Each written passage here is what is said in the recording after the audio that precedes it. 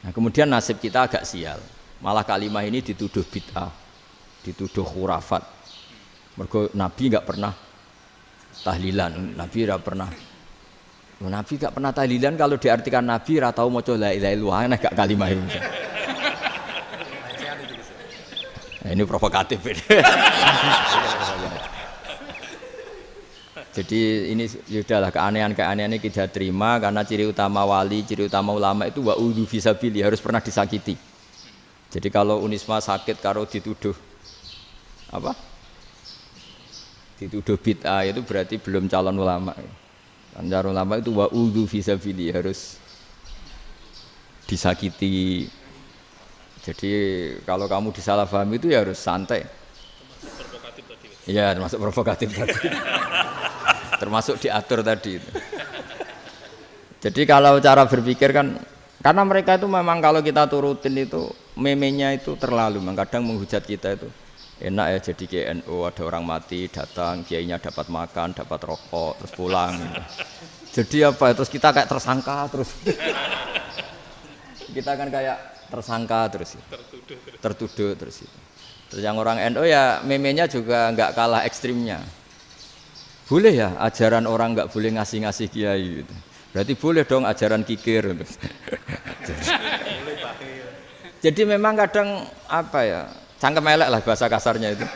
Itu memang kadang lebih mengenakan kalau kita datang ke acara mayat kan dapat makan, dapat minum. Kalau yang sohibul bait rokok ya dapat rokok. Kalau kiainya dapat wajib, kadang 20.000, kadang 50.000. Terus memenya itu kok setega itu ya ada orang meninggal kok malah kita makan-makan. Seakan-akan kan kultur ini biadab kan gitu. Tapi yang orang NU kebalikan bales. Oh ternyata nggak boleh ya mayat disodakoi. Ternyata nggak boleh ya orang dermawan. Berarti Islam membolehkan medit ya gitu. Yang modus ini kan. Tak angen-angen itu luwih mandi timbang takbir ya kan. Karena ini kan memicu emosi kan. Memicu apa? Emosi. Nah, tapi saya kalau disuruh bela mana itu tidak ada yang saya bela. Ya seorang sudahlah kalau mau nganggur saja sudah itu. Sudah. Ya tapi itu memang apa ya? Itu khazanah Islam. Ada yang kritik, ada yang enggak. Ya itu memang khazanah. Ya biasa aja kalau saya biasa. Wajar. Karena dulu ulama itu sudut pandangnya itu ya seperti itu. Ada yang ulama suka ibadah itu sholat, ada yang milih apa tidur. Sampai Imam Ghazali bilang suatu saat ibadah terbaik di zaman akhir itu tidur kan. Sholat saja kalah sama tidur kan. Tapi itu loh ya, yang wajib tetap loh ya, terus kamu gak sholat wajib. Begini beliau mencontohkan itu. Ada orang sholat tahajud terus obsesinya itu ingin hajatnya terkabulkan. Sementara yang tidur obsesinya nikmati rahmatnya Allah, boleh tidur, bisa tidur. Kata Imam Ghazali, timbang kita tahajud terus nuntut pangeran aduk turu katanya. Mergo engko dia akibat terus setan memberi bisikan, lho nyatanya kamu tahajud ya gak terkabul. Berarti cerita bahwa Nabi ngendikan kalau doa tahajud mustajab enggak. Daripada ngono ki aduk turu ora tau ndonga. Timbang abri-abri Islam ya, timbang ngelek-ngelekin apa? Islam. Jadi ulama itu mulai dulu itu sudah berpikir. Banyak orang menjadikan tahajud, sholat malam itu media untuk hajatnya. Dan kalau gak kesampaian ini mutung. Nyalahkan kiainya ijazah ramandi. Macam. Daripada ngono ora usah apa? Tahajud turu. Dan jenis kayak ini tuh banyak. Makanya ulama kayak saya itu saenake dhewe itu ya jarak. Saya sering didolani muhibbin terus bilang, "Gus, saya doakan gini-gini saya mau nyalon bupati atau saya gini." Saya bilang, "Gak waduh ora ndonga, nek ra mandi darane ulama dongane ra mandi." Nak mandi, kamu jadi bupati tetap nganggep karena beli. Sopo sing ora roh bupati saiki gak beli. Ribet kan? Ketika mereka jadi ngunsurkan doa kamu apa karena kemarin beli? Yang beli maksudnya enggak beli enggak usah tersinggung. Jadi ribet ngadepin. Ndak artinya gini loh, mbok yo doa itu jangan dipakai begitu loh. Kalau minta nasihat, tak nasihati jadi bupati yang baik, gubernur yang. Kalau minta doa itu resikonya. Akhirnya kiai kalau diminta doa ya doa, sebenarnya diisinya itu enggak doa kemenangan. Selamat. Itu nggak selamat gitu. Karena ribet. Makanya Islam itu doa itu setelah iman. Aturan iman benar baru doa. Aturan iman benar termasuk Allah itu yaf'alu ma yasha, boleh melakukan yang dikehendaki. Allah enggak boleh terdikte oleh doa kita, enggak boleh. Ya saya ulang lagi ya, mazhab Hasan Asyadzili ini khas kita. Jadi la ilaha illallah itu didahulukan sebelum istighfar.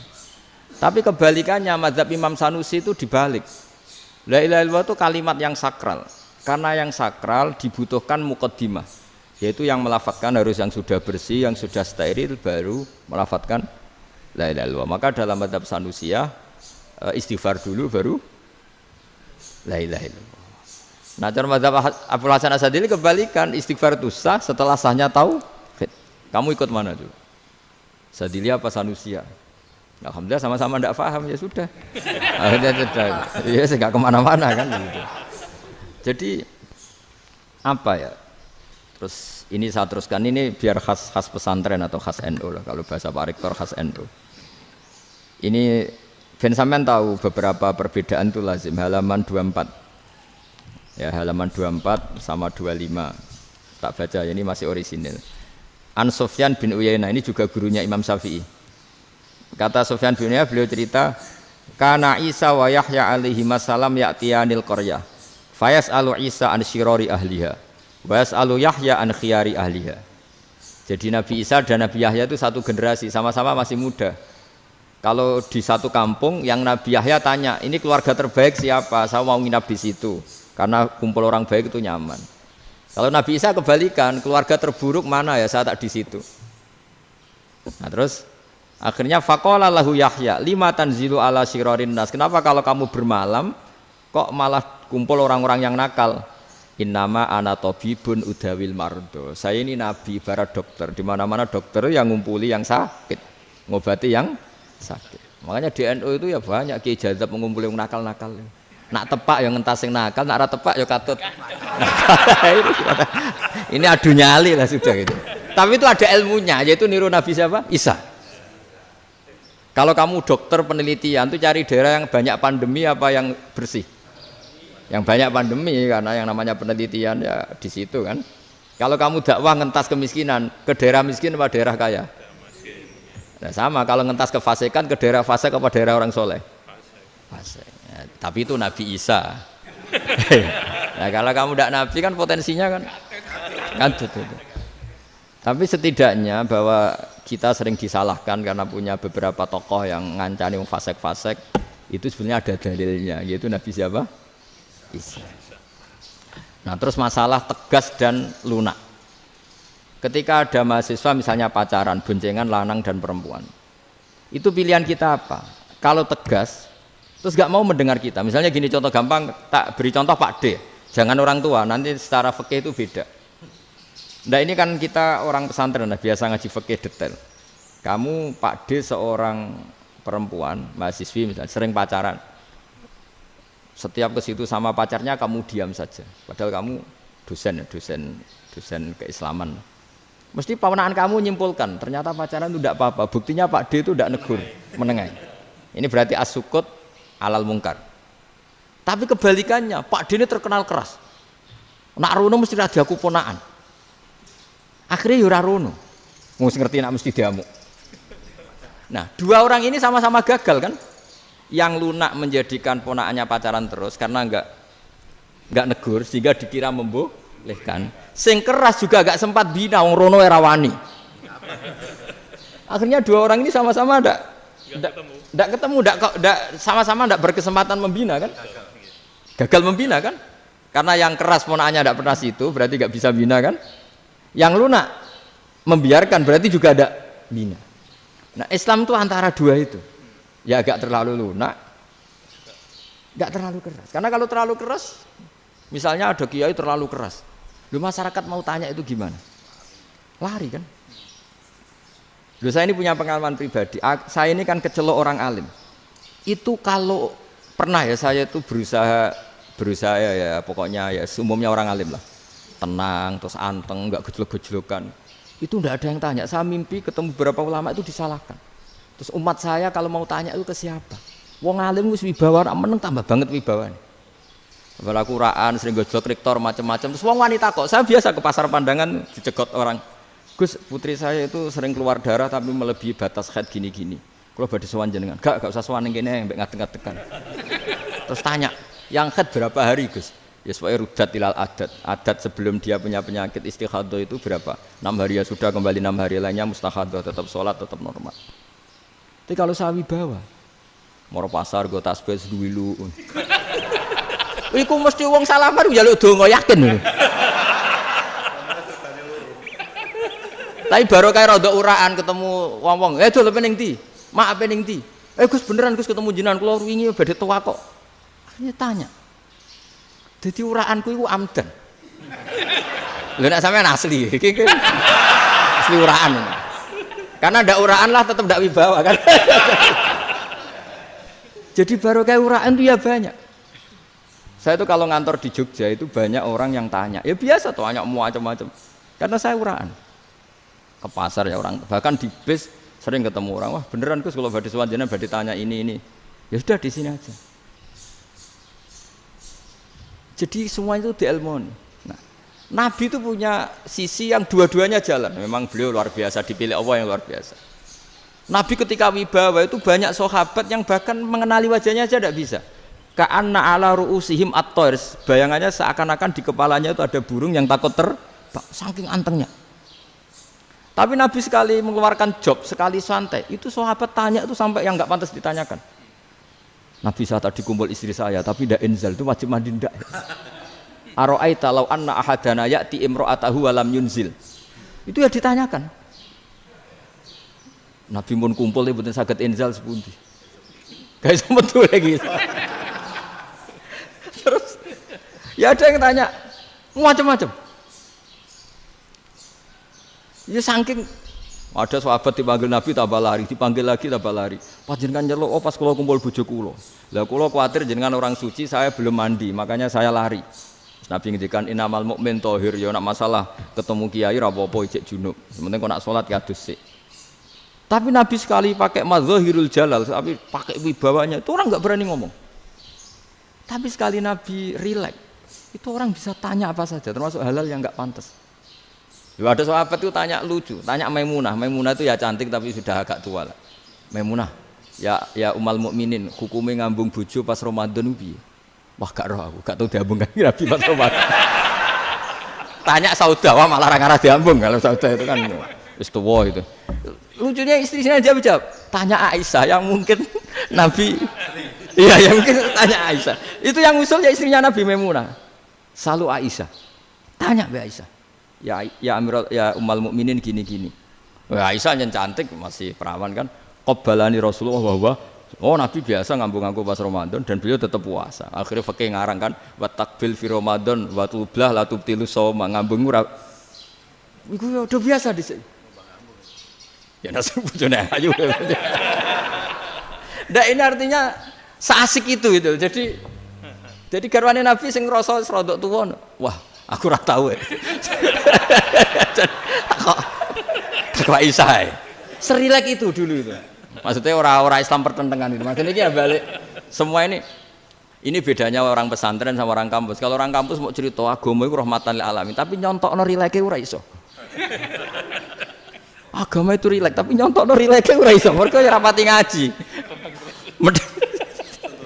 Contohnya ora iso, dadi mau gawe kaidah mau Islam itu rahmatan. Jadi Nabi itu lah, Allah juga gitu.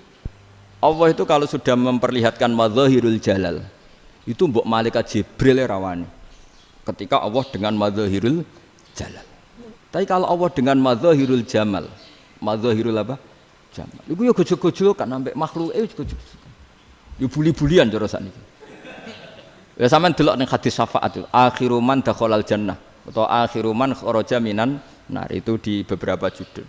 Ada seorang rojul yang ahli neraka ya, dintas mbek pangeran terus ditudono swarga. Gusti, swarga, ngiler tok ora wong wayu, roh wis ngiler tok. Ngger njaluk Gusti mosok roh tok ora oleh mlebu. Jarimu asal mlebu metu kon neraka ora njaluk-njaluk meneh. Sumpah lho ya, gak njaluk apa-apa meneh. Mboten Gusti. Sekali saya keluar dari neraka ndak akan minta apa-apa lagi. Wis. Wallahi, wallahi. La as'alu ghairaha. Maksudnya ghaira khoslah, ghaira tilkal khoslah. Ya niku pokoknya selain keluar dari neraka saya tidak akan minta lagi. Didono swarga wong do kelon seru wibet kan. Sing bojone elek kan dendam dadi ning swarga iku. Swarga iku wis macam-macam. Gustimu sok roh tok. Ora oleh mlebu. Jarine janji ra njaluk meneh. Akhire ya wis didelokno neraka. Jadi pangeran jawabe gampang didelokno neraka. Roh neraka begitu menyakitkan, begitu ngeri. Sudah Gusti saya ndak minta surga, sementing enggak masuk neraka. Rabbana srif anna adzaba jahannam. Setelah lama itu diadepno swarga njuk mlebu swarga, terus diadepno neraka. Akhirnya ya sudah. Saiki mlebu swarga gak apa-apa. Iku jawabe lucu. Atas taziu jenengan ngenyek kula. Wong karuan ra di swarga kok mlebu swarga. Terus akhirnya mlebu swarga, kan mlebu swarga tamanna, sangen-angen sing mbok jaluk apa? Orang angen-angen yang indah-indah, laka wa asratu amsal. Ya siku tak turuti wa asratu amsalih lan lipatan ke-10. Jawabe wong lanang ya lucu. Atas taziu bi wa anta rabbul alamin. Jenengan pangeran kok ngenyekan. Maksudnya wis karuan aku ora pantes. Terus jare pangeran, la astazi'u bika walakinni ala ma asya'u qadir. Aku gak ngenyek kowe, pancen aku pangeran. Nuruti kowe iku iso. Jadi Allah sendiri ketika dengan madzahirul jamal itu malaikat ya ono sing wani bantah. Masyhur itu kan malaikat sing bantah pangeran atas alufia mayufsidu fiya wasfikut. Karena Allah dengan madzahirul jamal. Sing paling masyhur Nabi Musa. Nabi Musa itu ketika Nabi Mi'raj. Nabi Mi'raj itu beliau kira-kira di langit keempat lah yang masyhur atau kelima. Ngelangkai. Nabi Musa nangis, "Ya Rabbi ini apa-apaan? Orang sing ja'a ba'di kemudian melangkai makom saya ini apa-apaan?" Jadi Nabi Muhammad kan apapun hebatnya kan junior. Kok melangkai makom saya ini apa-apaan? Enggak fair. Sampai Nabi Muhammad itu tanya gini sama Jibril. Reaksi Allah gimana ketika melihat Musa seperti itu? Jawab malaikat Jibril lucu. Ya roh khiddatahu, Allah sapal gayane Musa. Biar. Jadi lucu. Ya dibiarin aja sama Allah. Tapi wong jenenge Nabi Musa itu kekasihnya Allah. Tetap berkah bagi kita. Betul. Ketika setelah Mi'raj diwajibkan sholat 50. Gentenan Nabi Musa kelihatan nabinya. Sebenarnya Nabi Musa itu sebetulnya loh, enggak nguntungkan kita sebetulnya. Tapi yang nguntungkan. Sebenarnya enggak niat nguntungkan kita, tapi nguntungkan. Nabi Ibrahim kan di langit ke-6, keren lah. Konti jong ketemu Allah ngeten-ngeten kan sholat 50. Karena Nabi Ibrahim terkenal Nabi baik enggak bantah. Bareng Nabi Musa. Kenapa diceluk pangeran? Kula akan sholat ping 50. Inna ummataka la tutiku dzalik. Wah, gak kuat umatmu. Serai-rai gak umatmu ora ngarah kuat 50 rakaat. Tapi sebenarnya Nabi Musa itu niatnya bukan membela kita. Fa inna ummati la umatku sing gagah-gagah ra iso meneh umat. Berarti sebetulnya ya itu masih pakai gengsinya gitu. Wes ngono-ngono lah sementing kita untung. Sebetulnya dia itu enggak terima wong umat saya aja yang lebih kuat. Enggak kuat apalagi umatmu. Dan terus sebutin irji ila rabbika fas'alhu takhfif. Itu berarti Allah dengan madzahirul jamal. Sudahlah, datang ke Allah minta keringanan. Allah itu baik. Minta. Mbak Allah diringana mau 5 tok, jadi cek 45. Balik Nabi Musa, piro 45, cek ra kuat umat. Wong umatku ora kuat, jadi sebenarnya dia bilang umatku ora kuat. Lho cara Nabi Muhammad model wong Malang, yo beda umatku mbek umatmu. Ribet kan? Beda. Lho Nabi Muhammad kan enggak seperti itu kan? Enggak punya akhlak Malang kan, akhlak. Maksudnya akhlaknya mujur itu loh, akhlak yang baik gitu. Ya akhlak yang mujur, bukan yang Malang gitu. Jadi Nabi ya manut. Tinggal 40 kan, dikurangi lagi 35 sampai 9 kali kan, masyhur itu. Ya kan kalau dikurangi 55 kan berarti turun naik kan 9 kali. Itu setelah 5 itu Nabi Musa aja usul, masih ragu. Itu cara Nabi munggah nentek. Ya. Ini entek ya.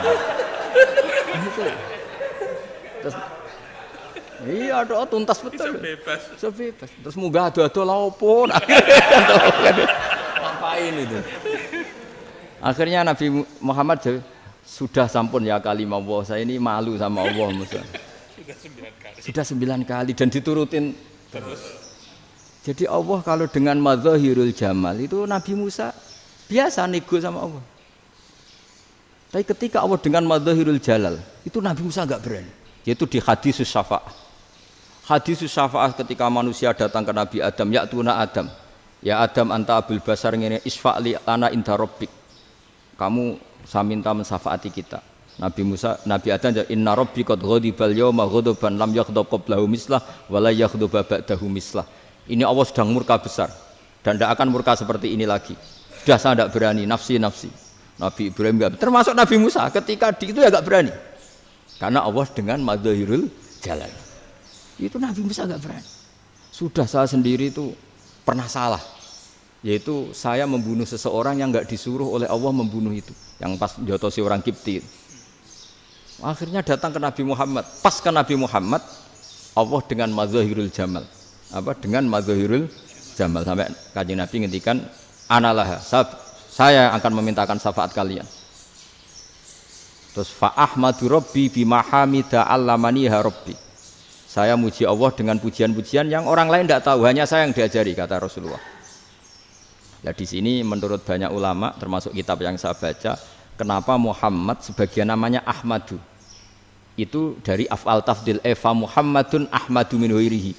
Muhammad Rasulullah itu kalau muji Allah di atas cara mujinya nabi yang lain. Jadi Ahmadu bukan dari fi'il mudhari' lil mutakallim tapi dari af'al apa? Tafdil. Fa Muhammadun ahmadu min ghairihi.